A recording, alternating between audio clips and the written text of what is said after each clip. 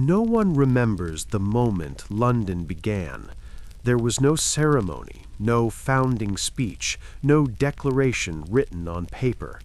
Long before the city had a name, long before kings, empires, or clocks, there was only a slow river bending through marshland, carrying fog, wood, and silence. If you stood on the banks of the Thames 2,000 years ago, you would not see a city. You would see water moving patiently, as if it already knew what would one day rise along its edges. This story does not begin with greatness, it begins with quiet. For an American audience, London often feels ancient in a way that is hard to imagine. When the first permanent English settlers were still centuries away from North America, people were already walking, trading, and waiting beside this river. Not because it was beautiful, but because it was useful.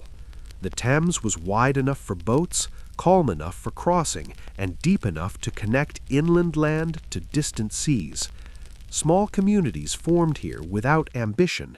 Fishermen, traders, families living close to the water, building huts from wood and mud. No one thought they were creating history, they were simply surviving. What makes London different from many cities is not how it began, but how slowly it began. There was no sudden explosion of growth, no moment where everything changed overnight. Life moved at the pace of the river. People came and went. Some stayed for generations, others disappeared without a trace. Storms washed away settlements, winters emptied them, yet people kept returning.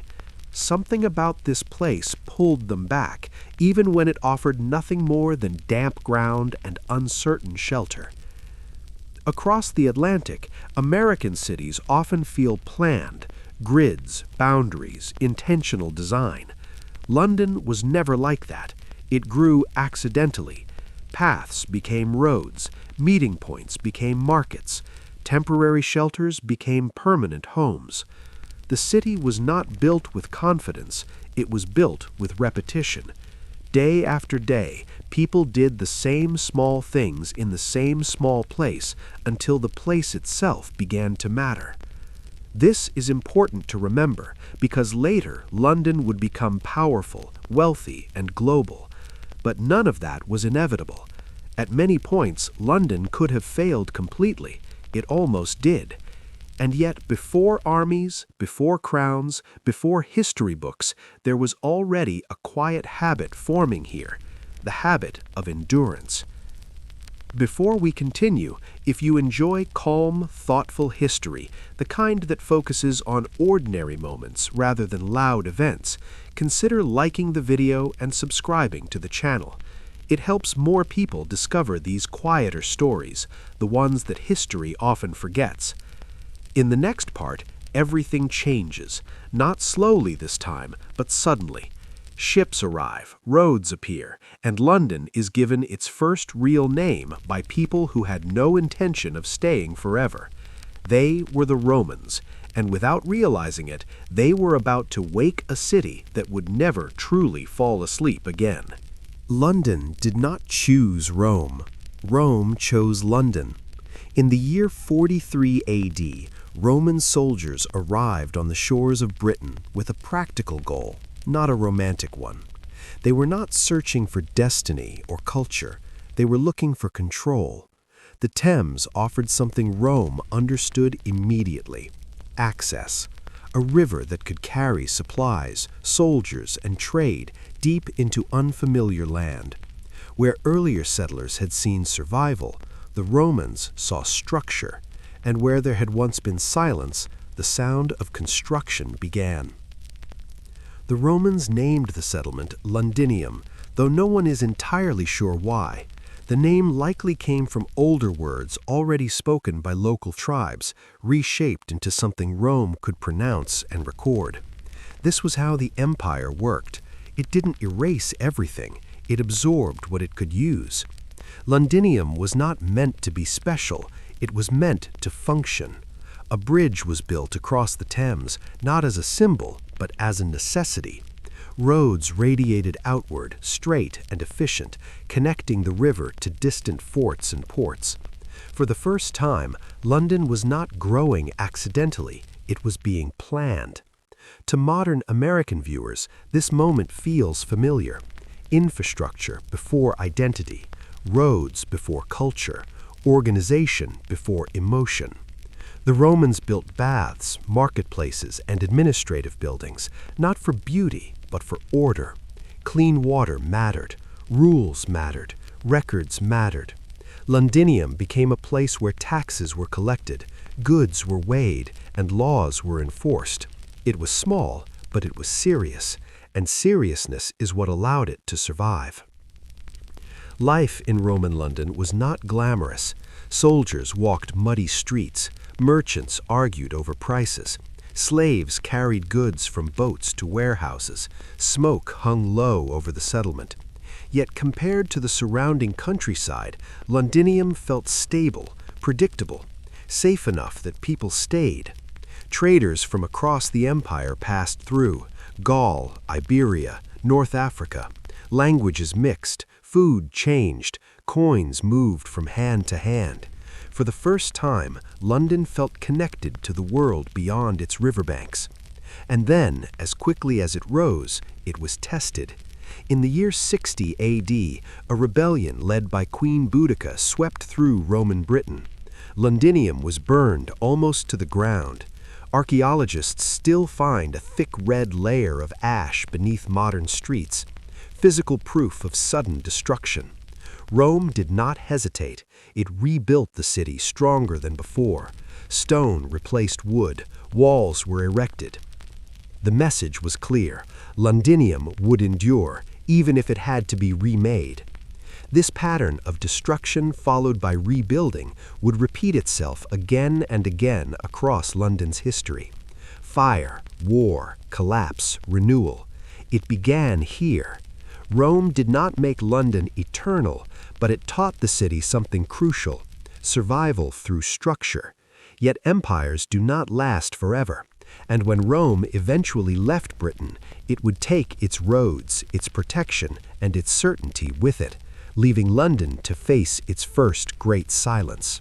There is a moment in London's history that feels almost impossible to imagine today. A moment when the city did not grow, did not adapt, and did not rebuild, because it almost vanished entirely. Around the early 5th century, Rome began to withdraw from Britain. The empire was weakening, stretched too thin, facing crises closer to home. Roman soldiers left their forts, administrators stopped sending orders, coins stopped arriving, and slowly, quietly, Londinium was abandoned. Not destroyed in a single dramatic event, but emptied through neglect. Buildings cracked, roofs collapsed, roads that once connected the city to the wider world fell silent, grass pushed through stone. What had been a functioning Roman town became a shell. For modern Americans, used to the idea that cities only grow larger and more powerful over time, this is a difficult concept to accept. But cities are fragile. They depend on systems. When those systems disappear, cities can die. Without Roman protection, trade collapsed. Without trade, people left. The bridge across the Thames fell into disrepair. Warehouses stood empty. The baths grew cold. What had once felt permanent was revealed to be temporary. Londinium had been built by Rome, but it could not survive without Rome. Archaeological evidence suggests that large parts of the city were completely abandoned for generations. This was not a slow decline with people hanging on. It was closer to silence. The population may have dropped from tens of thousands to just a few scattered families living among ruins. Imagine walking through a city of empty stone buildings, knowing how busy they once were. No markets, no soldiers, no governance, just echoes and weather. London became a place people avoided rather than gathered. Outside the old Roman walls, life continued in small Anglo-Saxon settlements. These communities did not settle inside the ruins at first. The stone buildings felt foreign, even haunted. Instead, people built new wooden villages nearby, creating a separate life disconnected from the Roman past. London existed, but not as a city. It was a memory, a place of broken walls and forgotten roads. This period lasted longer than most people realize, centuries, not years. And yet, even in abandonment, London did not fully disappear. The river still flowed. The roads, though cracked, still pointed toward the Thames. Traders occasionally passed through. Fishermen returned. The location remained useful, even if the city itself did not. This is where London's quiet persistence becomes visible. It did not demand attention, it simply waited. By the 7th century, something changed. People began to return, not to revive Roman Londinium, but to build something new beside it. A settlement known as Londonwick emerged west of the old city, closer to what is now Covent Garden. This was a different kind of London, less formal, less monumental, more human. Wooden houses, open markets, small boats arriving daily. It was not grand, but it was alive. This shift matters. London's survival did not come from clinging to its imperial past. It came from letting go of it. The Roman city was too rigid, too large for the new world that followed Rome's collapse. So London adapted by shrinking, simplifying, and starting again. This pattern, collapse followed by reinvention, would become one of the city's defining traits. For American viewers, there is something deeply relatable here. The idea that progress is not always forward, that sometimes survival requires stepping back, abandoning old structures, and rebuilding differently. London did not become great because it was powerful. It became great because it was flexible. Eventually, as trade increased and threats grew, people moved back inside the old Roman walls. They repaired what they could. They reused stones from fallen buildings. Churches rose where baths once stood. The city began to harden again. Slowly, London returned to its ancient footprint, but with a new identity shaped by centuries of silence. This forgotten era explains something essential about London today. Why it feels layered, why its streets curve unexpectedly, why Roman walls sit beneath medieval towers and modern offices. London is not a city built once, it is a city rebuilt repeatedly by people who refused to leave forever. Rome gave London its first shape. Rome's departure almost erased it, but London's refusal to fully die, its ability to wait, adapt, and return is what truly defines it. And in the next part, that resilience will be tested again when conquest arrives from across the sea and London is forced to serve new masters who will reshape it through power, fear, and stone. London had survived abandonment, silence, and slow rebirth, but nothing prepared it for what arrived in the year 1066. This time, change did not come quietly. It came across the English Channel, carried by ships, banners, and ambition. When William of Normandy defeated King Harold at the Battle of Hastings, England was conquered in a single decisive moment, but London was not easily taken. The city was already important, not just economically, but symbolically. Whoever controlled London controlled England. William understood this immediately, and his relationship with the city would shape London for centuries. Unlike earlier rulers, William did not trust London. He did not grow into the city or negotiate with it. He surrounded it. After his victory, London resisted him, unsure whether to submit or fight. William responded not with chaos, but with intimidation. He marched his forces around the city, burning nearby towns and cutting off supplies. Hunger did the work that violence did not. Eventually, London surrendered, and on Christmas Day of 1066, William was crowned King of England in Westminster Abbey. According to accounts, the crowd's cheers were so loud that Norman guards outside thought a riot had begun and started setting nearby buildings on fire. Even William's coronation carried confusion, fear, and flames. William's first priority was control. Not popularity, not unity, control. And control in the Norman world was built from stone. Where earlier London had been shaped by wood and habit, William reshaped it through architecture designed to dominate. The most powerful symbol of this was the Tower of London. Built beside the River Thames, the tower was not meant to blend in, it was meant to loom. Its white stone walls were visible from far away, a constant reminder of who ruled the city. To the conquered population, it was not a palace, it was a warning. For American viewers, this moment offers a sharp contrast between power styles. Where modern democracies rely on laws and institutions, medieval power relied on visibility and fear. The tower was both fortress and message. It said, "Authority lives here, and it is permanent." Over time, it would become a prison, an armory, a treasury, and an execution site. But at its beginning, it was something simpler, a statement carved into stone. The Normans changed London in other ways, too.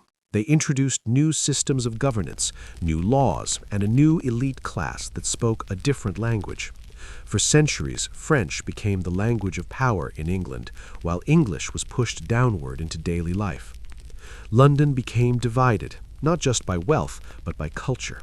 Markets still operated, boats still arrived on the Thames, ordinary people continued their routines, but above them, a new ruling class reshaped the city's future. This period marked the beginning of London as a true political center. The old Roman idea of administration returned, but now tied to monarchy rather than empire. Westminster grew in importance, courts formed, bureaucracy expanded. London was no longer just a place where people lived and traded, it became the heart of authority. Decisions made here affected the entire country. Yet despite Norman dominance, London did not lose its stubborn independence. The city negotiated rights and privileges, gradually earning freedoms that other towns did not have. Merchants grew wealthy, guilds formed, trade expanded. London learned how to survive under power without fully submitting to it. This balance between authority and autonomy would define the city's relationship with rulers for centuries. Stone replaced wood, walls grew thicker, churches reached higher. London became heavier, more permanent, but permanence came with pressure. Overcrowding increased, sanitation worsened, disease spread more easily. The very density that made London powerful also made it vulnerable. Still, people came, because power attracts opportunity even when it carries risk. By the end of the Norman period, London was no longer fragile. It had learned how to absorb conquest without disappearing. It had been ruled, reshaped, and controlled, but it remained itself. Streets still curved unexpectedly. Old paths survived beneath new buildings. The city accepted stone and authority, but it did not surrender its memory. This chapter of London's history teaches a quiet lesson. Cities do not resist power by force alone. They resist by continuing, by adapting, by outlasting those who try to define them. And as London grew stronger under Norman rule, it was also becoming more crowded, more complex, and more vulnerable to forces it could not control. In the next part, those forces would arrive not as armies, but as disease and fire, testing whether this city of stone could survive what no walls could stop. London did not collapse in a single dramatic moment. It burned slowly, quietly at first, almost politely, like a secret spreading through narrow streets before anyone truly understood what was happening. In the early hours of September 2nd, 1666, a small fire broke out in a bakery on Pudding Lane. At that moment, no one thought history had just changed. Fires were common in London. Wooden houses leaned into each other, streets were tight and crooked, and open flames were everywhere. A baker forgetting to properly extinguish his oven was not unusual, but this time something was different. A strong east wind began to push the flames forward, turning a simple accident into a moving wall of fire. As dawn arrived, Londoners watched in disbelief as fire jumped rooftops, raced through alleys, and swallowed entire streets. Bells rang, people shouted warnings, but panic spread faster than any organized response. London had no modern fire brigade, no coordinated emergency system, only buckets, hooks, and fear. As the fire advanced, people grabbed what they could carry. Furniture was dragged into the streets. Chests were thrown into the Thames. Families slept outdoors, staring back at a city turning orange and red against the night sky. Over 4 days, the fire destroyed more than 13,000 houses, 87 churches, and nearly the entire medieval heart of London. St. Paul's Cathedral, an ancient symbol of the city, collapsed in flames, its lead roof melting and pouring down like liquid silver. For many, it felt like the end of the world. Some believed it was divine punishment. Others blamed foreign enemies, spies, or hidden conspiracies. Mobs attacked outsiders. Rumors spread wildly. Yet strangely, official records show that very few people died. London burned, but it did not become a graveyard. Instead, it became something else, a blank slate. When the flames finally died, the city stood silent. Smoke drifted over blackened ruins. Streets that once echoed with carts and voices were gone, erased. But within that destruction, an opportunity emerged. For the first time in centuries, London could be rebuilt, not as it was, but as it could be. Architects and thinkers proposed bold new plans, wide boulevards, organized neighborhoods, stone buildings instead of wood. Though most ambitious designs were rejected for being too expensive or slow, the city still changed forever. New building codes required brick and stone. Streets were widened. Firewalls were introduced. London became safer, stronger, and more modern. Sir Christopher Wren emerged as the architect of this rebirth, designing dozens of churches and a new St. Paul's Cathedral, larger, brighter, and more confident than before. The Great Fire, once seen as a curse, slowly transformed into a symbol of resilience. Londoners did not abandon their city, they rebuilt it with stubborn determination. And in doing so, they created the foundations of the modern metropolis. This moment matters deeply to American audiences because it represents something familiar, a city facing total destruction and choosing reinvention over surrender. Long before New York rose from fires, earthquakes, and economic collapse, London had already proven that cities are not just buildings, they are ideas. Ideas that survive disaster, ideas that evolve. The Great Fire ended medieval London, but it gave birth to a city that would soon dominate global trade, science, and empire. In the quiet aftermath of ash and smoke, London learned a powerful lesson. Destruction is not always an ending. Sometimes it is an invitation to begin again. When London rose from the ashes of the Great Fire, it did not simply rebuild its streets and churches. Something less visible, but far more influential, began to take shape. A new kind of city emerged, not just made of brick and stone, but of ideas. By the late 17th century, London was becoming a place where people did something revolutionary. They talked, not just privately, but publicly, and the most important stage for these conversations was not a palace or a university. It was the coffee house. Coffee arrived in London as an exotic curiosity from the Ottoman world. At first, it was strange, bitter, and unfamiliar, but it offered something alcohol did not: clarity. In a city long accustomed to ale from morning to night, coffee sharpened the mind. Coffee houses spread rapidly, filling streets rebuilt after the fire. For the price of a single penny, anyone could enter, buy a cup, and sit among strangers. Social class softened inside these rooms. Merchants sat beside philosophers. Sailors listened to scientists. Lawyers argued with poets. These spaces became known as penny universities because knowledge flowed freely to anyone willing to listen.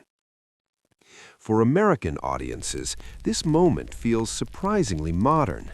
These coffee houses functioned like early social networks, places where news traveled fast, opinions formed publicly, and reputations rose or fell through conversation.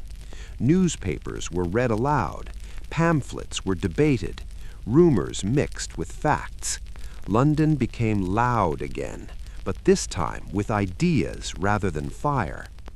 The city was learning how to think collectively. Out of these conversations came institutions that still shape the modern world. Lloyd's of London began as a coffee house where shipowners and insurers met to share information about voyages and risks. The Royal Society, dedicated to scientific inquiry, grew from informal gatherings of curious minds. Experiments were discussed openly. Observations were challenged. Authority came not from title, but from evidence. This was radical. Knowledge was no longer locked behind church walls or royal approval. It became something public, shared, and contested. Yet this intellectual energy existed alongside fear. Just decades earlier, London had suffered the Great Plague of 1665, a disease that killed tens of thousands. Entire streets were sealed. Red crosses were painted on doors. Death carts rolled through neighborhoods at night. Even as coffee houses buzzed with discussion, memory of isolation and mortality remained fresh. Londoners learned to live with uncertainty. Disease could return, fire could return, but life continued anyway. This tension between fear and curiosity shaped the city's character. London became skeptical, questioning authority while depending on order. It produced thinkers who valued reason but understood chaos. The city was not idealistic, it was practical. It had seen too much disaster to believe in perfection. Instead, it invested in systems, finance, science, law, and communication. As London's influence expanded through trade and exploration, its ideas traveled too. Ships left the Thames carrying goods, but also philosophies about governance, economics, and individual rights. These ideas would eventually cross the Atlantic, shaping the foundations of American thought. Concepts of free press, public debate, and institutional accountability all passed through London before finding new life elsewhere. By the early 18th century, London had become more than a capital. It was an engine of modernity, not because it was peaceful or clean or fair, but because it allowed ideas to collide. Coffee houses closed at night, but the habits they created remained. People expected to discuss, argue, and question. Silence was no longer normal. Participation was. This chapter of London's history reveals a quiet truth. Cities are not only shaped by rulers and disasters, they are shaped by conversations, by the places where people gather without permission and think aloud. London survived fire and plague, but it was conversation that transformed it into something new, a city that no longer merely endured history, but helped create it. In the next part, London's growing confidence will turn outward. Trade will become empire, curiosity will become control, and the city that once struggled to survive will begin to shape the fate of the world far beyond its riverbanks. London did not conquer the world with armies marching outward from its streets. It did something quieter, slower, and far more effective. It sent ships.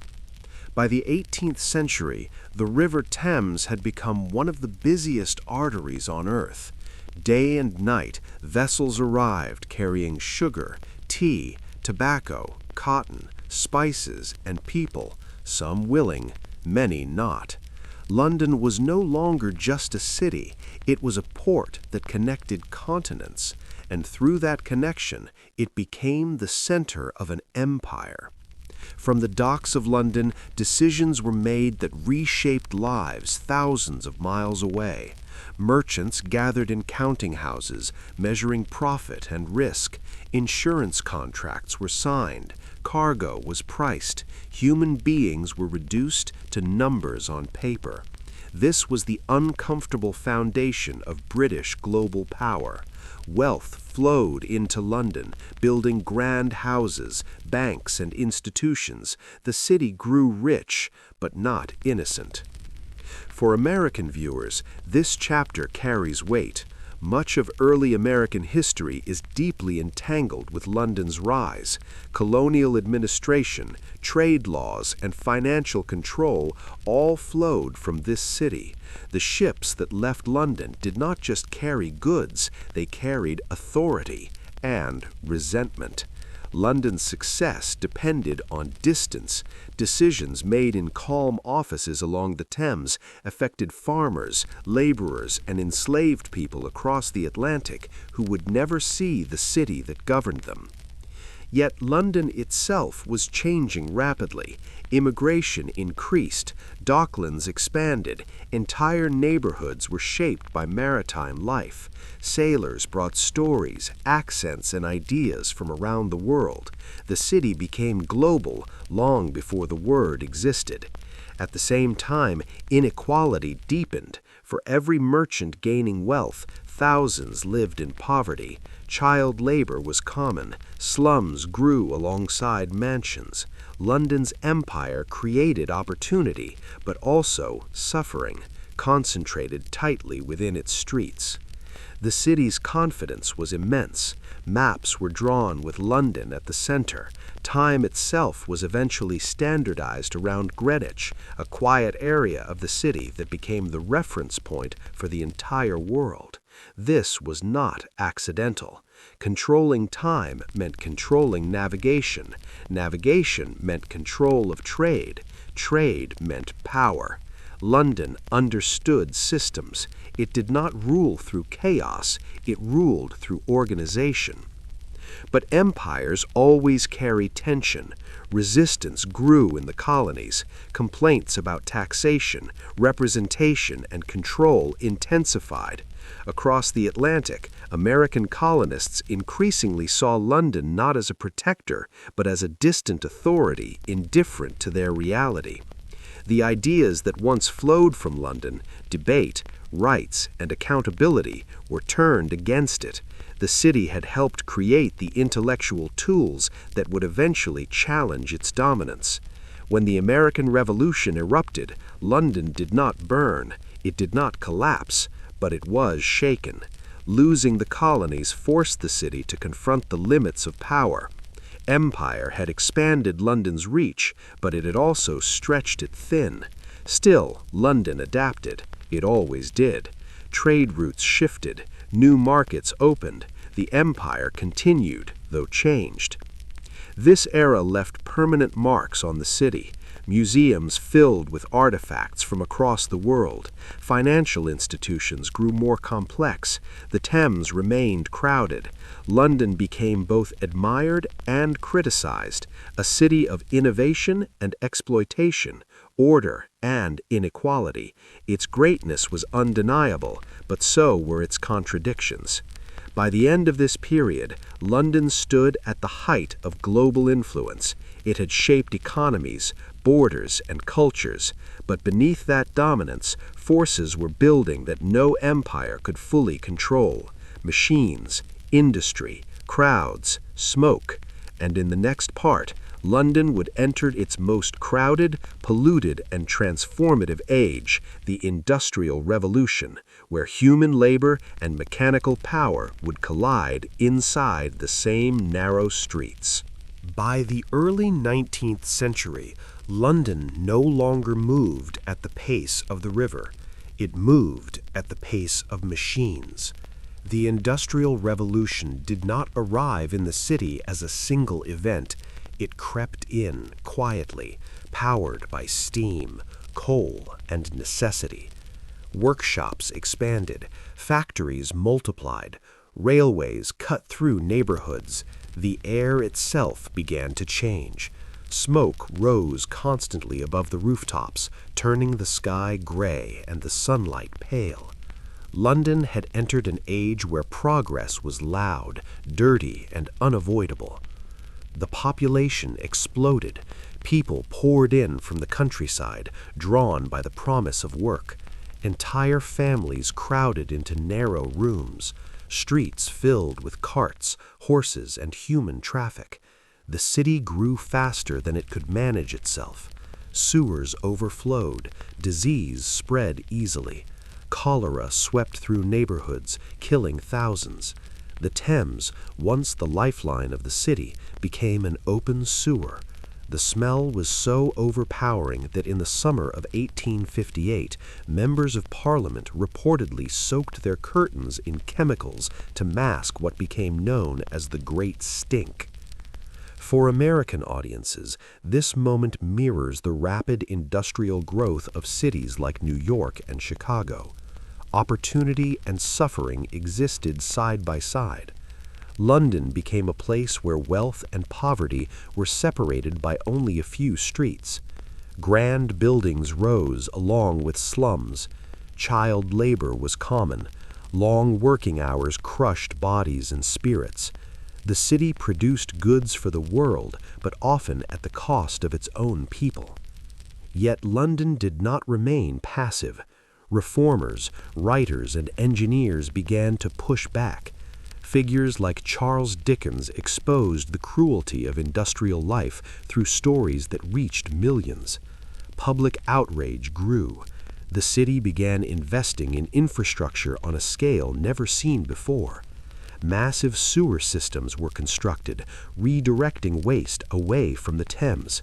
Clean water supplies were improved. Street lighting expanded. Transportation networks connected distant neighborhoods. London learned that survival in the industrial age required planning as much as production. This period also transformed how London saw itself. The city became a symbol of modernity, both its achievements and its failures. It was admired for innovation and criticized for inequality. It produced scientific breakthroughs, financial systems, and global trade networks while struggling with pollution, overcrowding, and labor unrest. London was no longer just powerful, it was complicated. Despite hardship, cultural life flourished.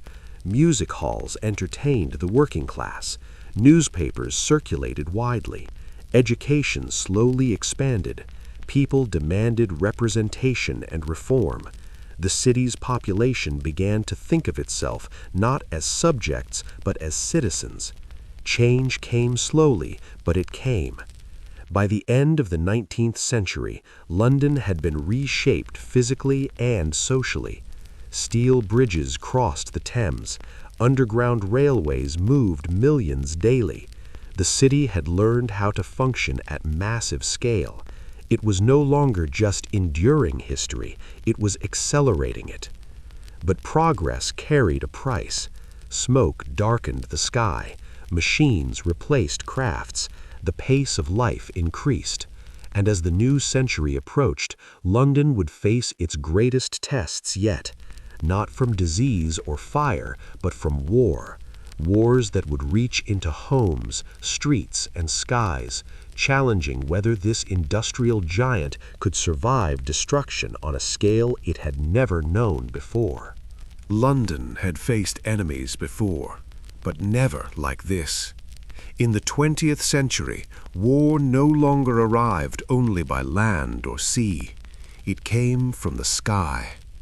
When the Second World War reached London, the city was no longer a medieval settlement or an industrial experiment. It was a dense, crowded metropolis filled with ordinary people, clerks, shopkeepers, children, factory workers, none of whom had chosen to become soldiers. Yet they would become targets anyway. In September 1940, German aircraft began sustained bombing raids on London in what became known as the Blitz. Night after night, sirens echoed through the streets. Lights were turned off, windows were blacked out. Families grabbed blankets and hurried underground, into subway stations, basements, and makeshift shelters. Platforms meant for daily commuting transformed into sleeping quarters. People lay side by side on concrete floors, listening to explosions above them, counting seconds between impacts, wondering if their homes would still exist by morning. From the air, London burned again. Warehouses exploded. Neighborhoods vanished overnight. Fires lit the sky so brightly that pilots could see the city from miles away. Landmarks were hit. Churches collapsed. Streets were torn open. And yet, when dawn came, people emerged, brushed dust from their clothes, and went to work. Trains ran when tracks were repaired. Shops reopened beside ruins. Children continued school lessons in damaged buildings. Survival became routine. For American viewers, the Blitz often feels distant. Black and white footage, grainy images, history books. But for Londoners, it was intensely personal. Entire families disappeared. Familiar streets became unrecognizable. The city learned how fragile normal life truly was. And still, something remarkable happened. Panic did not consume London. Fear existed, but it did not dominate. Humor survived. Community deepened. Strangers shared food, stories, and silence underground. The government used London as a symbol of endurance. Keep calm and carry on was not just a slogan, it was a necessity. But endurance did not mean denial. Grief was everywhere. Yet the city had learned from centuries of disaster that falling apart was not an option. London had burned before. It had been bombed, plagued, and abandoned. This was another test. The war reshaped London physically and socially.